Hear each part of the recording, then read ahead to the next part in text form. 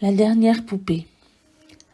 Des froissements d'étoffes, des rires étouffés, des refrains chantonnés, des tiroirs ouverts puis vivement refermés, des miroirs que l'on pose, une longue chevelure que l'on cajole avec une brosse colorée, une odeur de poudre vanillée.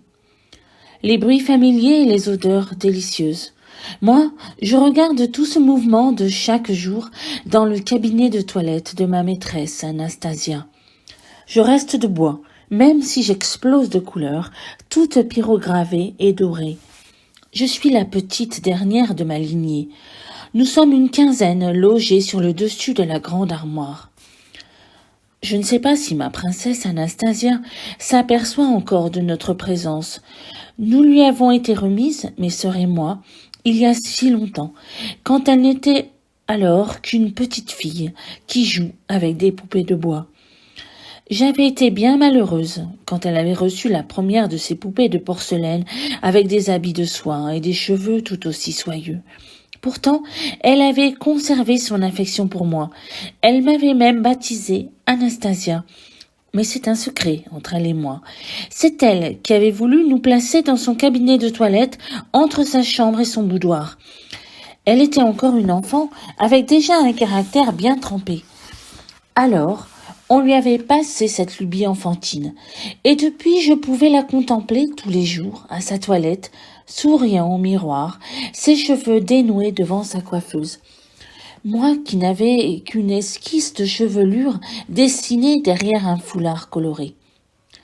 Elle a grandi. Je suis restée la toute petite poupée russe, la plus petite, celle qu'on ne voit presque pas, la plus précieuse de sa lignée, la petite dernière. Comme cette vie m'était douce quand j'y pense. Un soir que je n'oublierai jamais, je suis restée de bois quand une agitation inhabituelle s'est propagée dans le palais. Les robes vivement tombées à terre, les étoffes bourdonnantes et les miroirs brisés, des grondements venant du dehors, un départ imminent et précipité, le froid hivernal traversant des fenêtres subitement ouvertes, jamais plus refermées. Et moi, dans toute cette agitation, je suis tombée. J'ai roulé sous la commode, je n'ai plus jamais revu Anastasia, ni entendu son rire, ni entendu sa voix. Dans quel palais est-elle partie ? Plus jamais revenue dans le froid de l'hiver, engloutie dans le temps.